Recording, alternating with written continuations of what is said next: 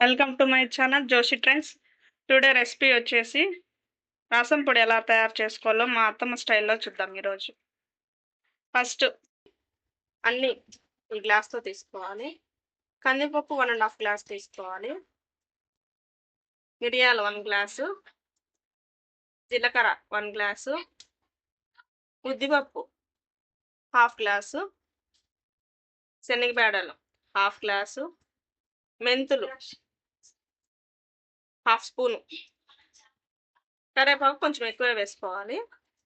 ఎండుమిర్చి మేము 2 వేసుకున్నాము. మా బాబు కొంచెం కారం తక్కువ తింటాడు కాబట్టి, కారం ఎక్కువ తినే వాళ్ళైతే ఇంకొక మీ కారాన్ని బట్టి యాడ్ చేసుకోవాలి.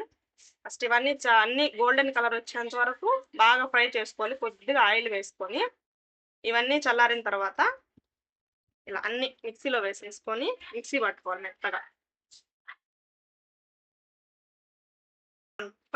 మెత్తగా మా బాబు చూపిస్తున్నాను చూడండి. మెత్తగా పట్టుకోవాలి. ఇట్లా లాస్ట్లో కొద్దిగా ఇంగువ వేసుకొని కలుపుకోవాలి. ప్రజెంట్ అయితే నా దగ్గర లేదు. ఇంగువ వేసుకొని కలిపేసుకొని స్టోర్ చేసేసుకుంటే సరిపోతుంది.